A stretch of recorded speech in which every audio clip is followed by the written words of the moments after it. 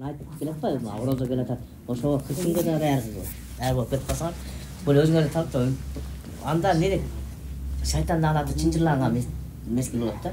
Сени эч ким аскырбайт. Просто өзүң деле нафсиңе азгырласың да, айтачы. 3 күн можонен жаратка кылып туруп 40 күнгө чыгып кетти демеге.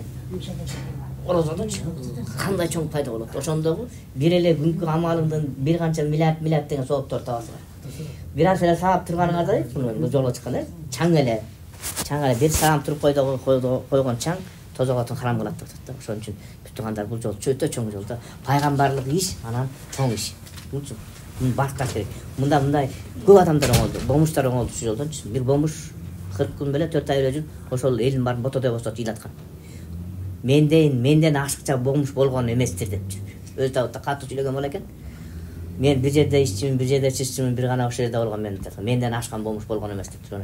Ушундай катуу баян кылды, ыйлабаганы калган жок да. Бул жолдо оңолуунун жолу. Ажырашкандар жарашат. Текеберлер түзөлөт. Мен сиңердегендер оңолот. Нечен деген рекеттин бар тең окуганбыз дедим. Ошол түзөлгөн да. Менде эң кыйындарым бар тең оңолгон. Бул жол Алла жолу деп коет да. Пайгамбарыбыздын жолунда дейт, эки дүйнө бактылуулук жол бар дейт да. Бул пайгамбарыбыздын жолунда кана бактылуулук бар да. Калган жолдо эч бактылуулук таппайсың, издебей болот. Оор. Мен тапмактым, бирок сакалагарды, чачагарды тапсам мен тапмактым да. Бирок мен деле андай каскан жокмун, бирок нейсе мындай көрүп жүрөбүз, бул жашка чыгып канча кишилер кандай немелерди кубалап жүрдү акчаны. Тапкан акчасы не болуп калды? Эбиле жарабай калат, ошонун артынан кубалап жүрүп, өзү кете берет. Өмүрү кыскалат. Азыр мындай айтканда, ошо өмүрдүн кыска болуп атканын байкап атасыңар. Адамдын 360 дүнүйөсү бар, мүчөсү бар дейт. Ошол мүчөдө дейт бир муштундай болгон эт бар дейт. Ошо эт эки нерсени бирөөлөп атат да, же иманга, же дүнүйөгө атат да. Ошонун дүнүйөсү кирип кетсе, жанакы башың иштебесе бутуолуң асабы деп болот. Макал бар да, бирок андан да катуу асап болуп атат да азыр. Оорунун күч, оорулар табылды, инсульт, инфаркт деп жүрөк. Ал келбей калды, көтөрүш кыйын болуп калды. Компьютерде иштебей калса, ал соткаңар иштебей калат да, мисалы компьютер жакшы билет. Ошон үчүн калган мүчө бүт партияң оор деген көбөйдү да, дары деген көбөйдү. Бирок андан эмес экен да. Бул эмеденчи, бул жүрөктү түзөш керек экен да. Жүрөккө бир гана иманды кириш керек да. Ошон үчүн жүрөк көтөрө албай калгычакта, неме кылбайлы да, акыретке барганда бизден сурайт. Кимдин кулусуң, кимдин үмөтүсүң, китебиң не депчи ошолорго жооп бергидей болуп, анан 3 күн ырас чыгып атасың ушунда. Бул 3 күндүк, чубак ажы айтты го. Бир 3 күндүк эле дават, бир канча күндүк медресени окуганын эмесин талабын алган депчи. Анан тетиги чет жакка барып келген алымдар тең ушу дават менен оңолушту. Дават илимин албагандар да болгон бар болду да, дамбыларлардачы. Даватка чыгышты, даваттан баарын үйрөндү да. Мында Куран окуп чыгасың, мында ички сырткы эмелериң оңолот. Биз сыртыбызды оңдоп алабыз, мындайчы. Намаз окуйм деп жүргөн кишилер бар, мисалы намазы толук болгон кишилер. Же намазыңар толук болуп кетет. Үйдөн окуйм деген кишинин барча намаздары туура эмес да. Мындай Алла билет, өзүлөрү билет да. Бүт баарында кемчилик бар да. А бул жерде намазыңарды тууралап аласыңар, он сүрөсүн жаттап аласыңар. Анан өзүңөр не пайда эмне зыян экенин билип каласыңар да толук. Бирок мында 3 күндө толук баардык эми Алла билүүчү да, бирок берсе бере берет. 3 күндүккө делечи. Алла билүүчү. Эми бирок 40 күн басып алсаңар, ошо канча көп бассаңар, ошончолук даражаңарды Аллах субхана таала көтөрө берет да. Жакшы нерселерди берип коет да. Ошон үчүн 40 күнгө ниет кылгыла, 3 күн барып келгенден кийин сразу эле 40 күнгө кеткиле. Аны эми 4 ай десем, машыгып алып кетсе 4 ай кичине оорураак болуп калат да, сразу 3 күндөн 4 айга чыга албайсың, көтөрө албайсың.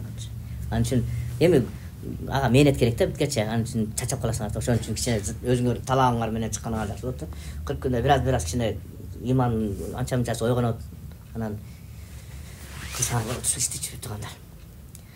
Анан мурунку неме экен, бул көп балдар бар экен биякта. Ушул 3 күндө качан бир 5-6 жыл болгон чыккан дейт. Ал мындай унутулуп эле калды да, ал 3 күндө мындай бисмилла деген сөздү да унутуп калат болуш керек. Анан мындай көп эметкенчи, анан буга ай сайын 3 күнгө берип 2,5 саат мечитке өтсөңөр, жылына 40 күн 4 ай берип турсаңар, имандын даражасын пайгамбарлар билген эмес да. Имандын даражасын Аллах субхана таала билүүчү да. Азыр бул жерден баарыбызды сураса, баарыбыз тең иман бар дей бересиз да. Иман бар. Эшикке чыгып барып, мастан деле сурасаң, иман бар дей берет. Бир киши өлтүргөн кишиден барып деле сурасаң, иман бар дей берет да. Ал өзүнүн эле иманы бар дей берет да. Бирок ал даражасын өзү да билбейт. Алла билүүчү да канча иман бар экенин. Ошон үчүн иманды сактап калчу, иман жолунда жүрчү жол ушул да. Суу жана деңизге чыгып, кайра кирген сыяктуу, ошондой да иман көтөрүлүп, кайра түшүп, көтөрүлүп, кайра түшүп да. Ниет ушундай да. Бир жакшы нерсе келе берет, туруп турсаң, бир жаман нерсе келе берет, ушундай болот да. Ошон үчүн бул иманды сактап турчу ушу дават. Ошо дават менен эме кылсаңар, маш кылсаңар, ошондо силер ошондо ичиңерди сыртыңарды оңдойсуңар. Сыртыбыз оңолуп, сыртыбыз мусулман болуп, сакал коюп, анан сөгүнүп, тамеки чегип, жана пласт нерсени сүйлөп жүргөн канча кишиге зыян кылып атат да. Мына ушунун нерсеси көп эле болуп атат. Бирөө жөн эле сакалды коюп койгон, бирок намазы деле жок, бирок сөгүнүп, бирөө ой карап туруп, ой молда кылып аткан ушул болсо деп, анан молда кылып койгон. Бирок андай болбош керек. Эми биздики ошо адеп акылат болуш керек. Пайгамбар саллаллаху алейхи вассалам бул мээнетти кандай алып келди? Таш пыранга болду. Ушундай азаптарды коюлду. Бирок жумшак мүнөз менен үстүнөн жугунду куюлду. Ошондо жугунду куюлганда ошо энеге барды. Сиз ооруп калдыңызбы дегенде ошол эне айтты да, эми чыныгы пайгамбар экениңе эми ишендим деп атат да. Агар сен жалганчы пайгамбарсың деп атканда. Улам кетип баратчы эле, баягы бир эле мында тар жолдон үстүнөн жугунду куя берчи да. Ал пайгамбар саллаллаху алейхи вассалам барып ошого деле эмне куйдуң деп урушкан жок антсе. Иман берсин, хидayat берсин деп барып тазаланып кайра келип ошондо бир күнү 1-2 күн куюлбай калгандан пайгамбар саллаллаху алейхи вассалам барып сурап атат да, эне бир жериңиз ооруп калды деген ошондо ошо эне ыйлап эми пайгамбар экениңе эмишедим деген да. Бул пайгамбарлык ишти берип атат, ошо пайгамбарлык ишти сактап баттабышыбыз керек. Ар бир мусулмандын ичи да булчу. Бул жөн эле иш эмес. Бул жөн эле айтып койгон бир китептеги жомок китеп эмес бул. Тугандар. Бул динди пайгамбар саллаллаху алейхи вассалам мээнет менен алып келген да. Өзүнүн немелери бир туугандары каршы чыкты. Мекеден дин таркаткан жок, Мединага келди. Мединадан анан анан ошон үчүн туугандар муну жөн эле оюнчук кылып алып, бирөөнө балким оюнчук болуп калышы мүмкүн. Бирөөнө чыныгы баягы өзүмдүн диним, өзүмдүн ишим дегендер муну карманып калып атат. Жок, мындай эле мен келе барып коеюн, келип коеюн деген иш эмес да туугандар. Муну эмес, ошонун эмесинен ошо даватты жаман көргөзгөндөр болуп атат, динди жаман көргөзгөндөр болуп атат. Бул акыретте чоң сурагы бар анычы. Ал азыр ушул маалда ошондой кылып көргөзүп аткандыр балким. Бирок акыретте андан чоң сурак болот да. Ошон үчүн мусулманчылык тартипте пайгамбарыбыз кандай көргөзгөн, ошондой тартипте өткөнү жакшы деп атат. Силер жашсыңар, азыр оң күнүңөрдүн бириңер ачылып элек. Азыр артыңарда азыр канчалаган балдарыңар турат, бир тууганыңар турат, ошолордун хидаятка келишин, алардын баардыгы намаз окуп атат дейсиңерби? Мен бар деле арасында, бирок баардыгы эле диндар болуп кеткен жок, ошолорго үлгү болуп атат. Силер 3 күндөн кийин баргандан кийин карашат да, кандай болуп келдик экен депчи. Карашат, анан баягыдай эле болуп барсаң эле, баягыдай эле турбайбы дейт да. Кичине болсо да кичине кулк мүнөздү оңдош керек да. Ар бирибизде кыял бар. Ар бирибизде кемчилик бар да. Ошо кемчиликти жойгонго аракет кылышыбыз керек. Ушул жол ошо оңолор деген жана ошо оңолуу жол деп айтып койсок, бирөө арданып кетет деп эмне биздин бузук деп атасыңар деген ойлор кетпесин туурабы?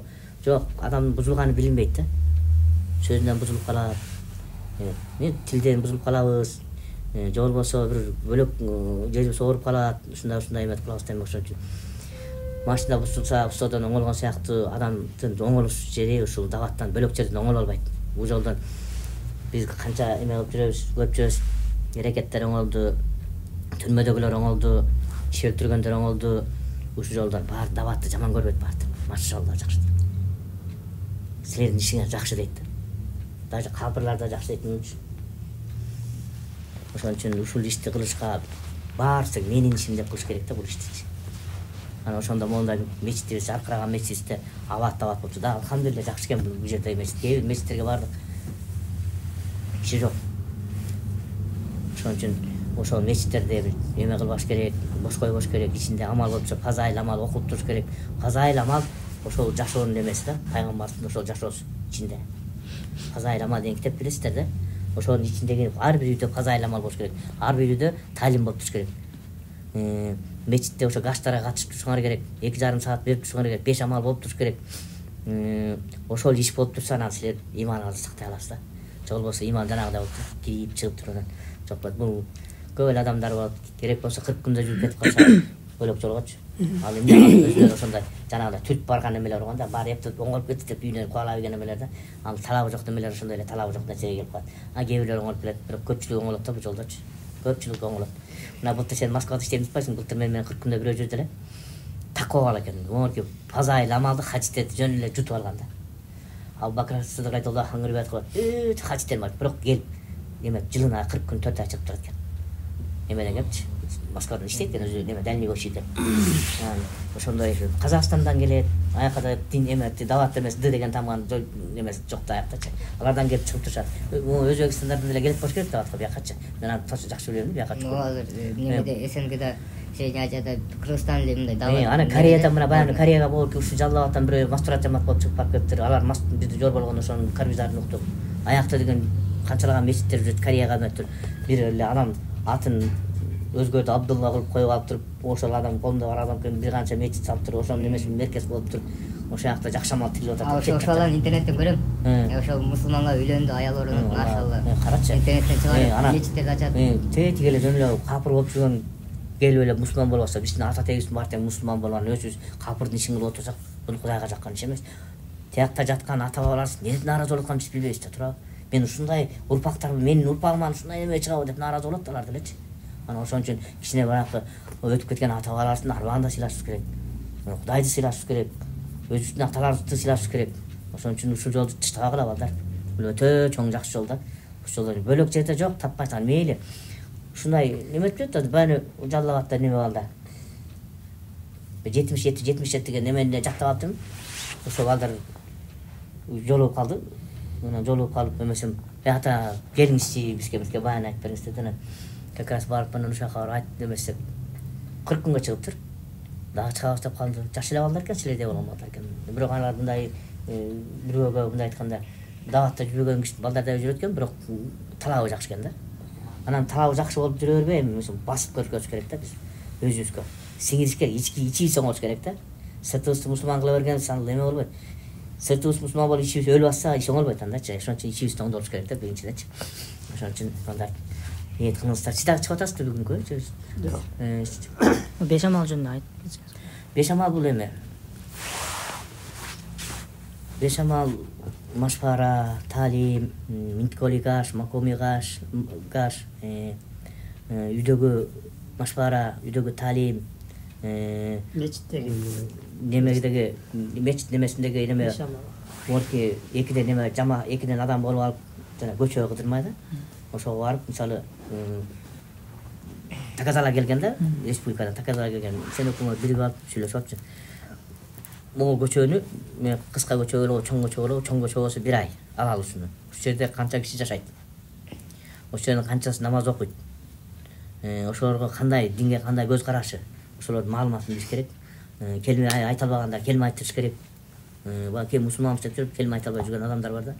Анан жумага эле барып койгондар бар, же жумага барбагандар бар. Ошолорду чакырып, аны мындай жакшы сыйыспа чакырыш керек да. Жумага келек болсо жумага келбейсизби деп биринчи аларга кызмат кылыш керек.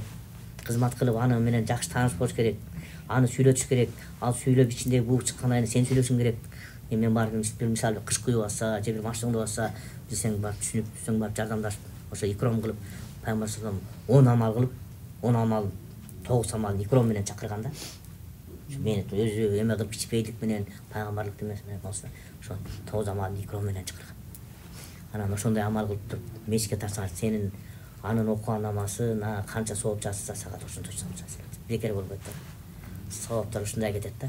Аны канча даватка, канча сапар барып келген даваты, канча иштеген бар, өзүнө дагы ага да жакшы көрөт. А сен сообун тартып албайсың, ага да жакшы көрөт, сага да жакшы көрөт. Ошо жакшылыктан, жамандыктан жакшылыкка чакыруу деп ушул Алланын өзүнүн жолу да ушул. Менин берген, силердин берген сатакаңардын мага эң жакшысы деп коеюн, мал, жан, убактыңарды бөлгөнүңөр деп атат да. Ошол Кудай Тааламдын берген жан экен, Кудай Тааламдын берген мал экен, ошол убакыт экен, ошону кайра Алладан жалка кылып атабыз да. Баланча жашка чейин чыгып калган, бир даватка чыккан эмеспиз. Уятта Алланын астабыз. Бирок Алла субхана таала өзү айтып атат да, мага берген ушул убактыңардын, мага берген курбанчылыгыңардан, мага союп койгон малыңардын канынан дейт, мага ушул курбанчылыгыңар мага жагат депчи. Эми гаш деген амал бар да, гашка чыгып койгон бар. Бир саам туруп койгондо жуккан чаң тозого харам болбойт, харам болот. Анан карасак канчалаган сооптордон кургалып атасыңар. Бир эле бир кичинекей ал дүйнөнүн акырына багып жетпейсиң. Жеткен күндө дагы андан дагы бирөө болсо экен дейсиң. Азыр мурун биз этаж жок эле тамда жашаганбыз. Андан мурун болсо кичинекей кезимде землянка деп койчу, тоонун боорунда жашаганбыз. Жерди оюп алып там мал бакчыбыз. Андан кийин мындайына там чыкты, ага жашадык. Андан кийин этаж там болду. Этаж тамга батпай атасың. Жа деле бирок бир эле жагында бир учунда эле жүрөсүң да бирок.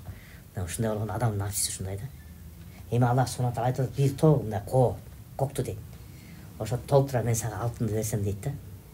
Шорасың десе жок. Дагы ушундай болсо экен дегиңиз эткенде. Адамдын нафиси ушундай да. Нафсиге мужахита кылып жүргөн. Нафсиге каршы. Мисалы бир өзүң деле ичип аткан тамагын айтып койсоң да. 3-чүнү чайышкиде болсоң 1-чүнү сыңсырап коюп 2-чүнү чыккан. Нафси.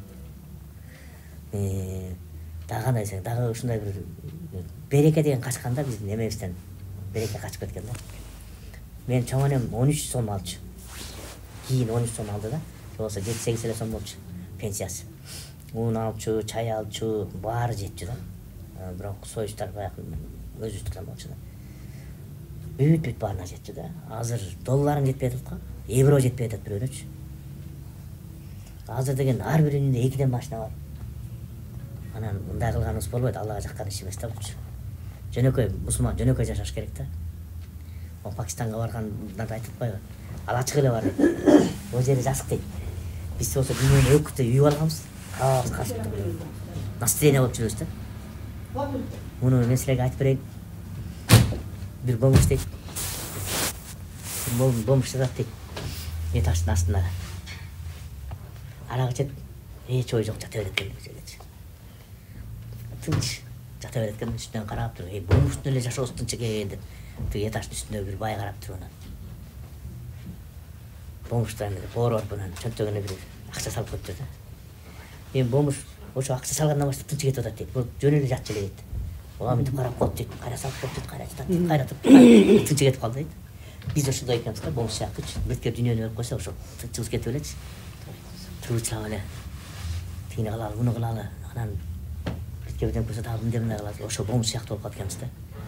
Анан бомж калып да тигичи. Сен могу акчаны салбай койгондо тынч эле жатып атты элең. Сен акча салгандан баштап тынчың кетип атат. Улам кара, улам мамет эле депчи. Ошо сыяктуу болуп калат экенбиз да.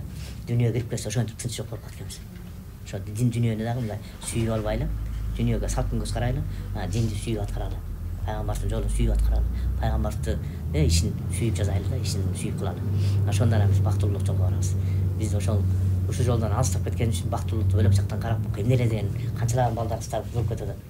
Канчалаган Кытайга тийип кетип атат кыздар. Ошонун баардыгы биздин кемчилигибиз да, биз эскертпегендиктенчи. Ошон үчүн жанакы бул жакшы жагынан дагы, жаман жагы дагы өкө тең кетип атат. Жакшы да бар, жаман жагы өкө тең болуп атат. Бирок бир мезгил келип калат. Ошол мезгилден анан кыямат кайым келет да. Ал убакыт кайсы дейт? Ла илаха иллаллах айтыбай калат дейт да. Ошол жер үстүндө ла илаха иллаллах айтыбай калган. Жер ошону эле күтүп атат. Жын жок болду дейт. Аба жок болуп кетет. Элестет, аба жок болуп кеткен. Ошондой бир тагындар.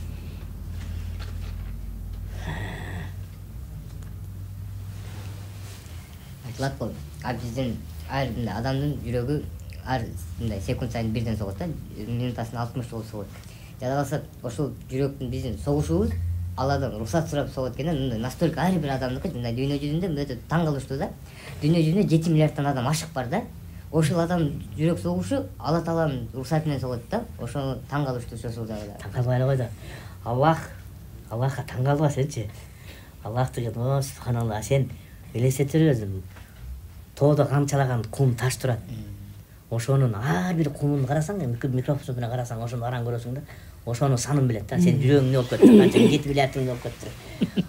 Сен карап туруп эле мындай эле колчуштап туруп эле турган кумдун колчушу эмес, ага мындай тесменин эле эмесинде колчуштап колуңа коюп койчу, санаар экенсиң. Колуңда турган эмени билбейсиң да.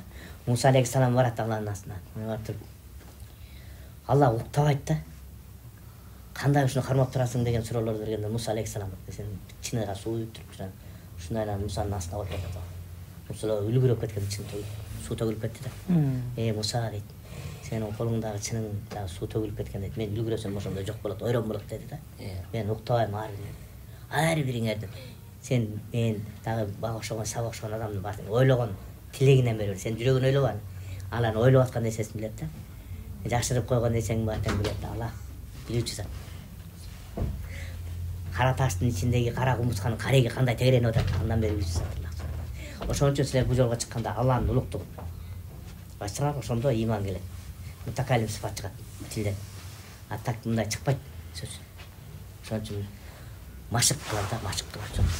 Анан талап кылгыла өзүңөр, я Алла, бул жолго бирок чыгара бербейт, жөн эле мен чыгам деп өзүнүн ниети менен чыгып кете албайт да. Бул дүйнөгө кандай мээнет кыласыңар, ошондой мээнет кылып чыгат да бул жолгочу. Мээнетсиз келбейт. Бул дин дагычы.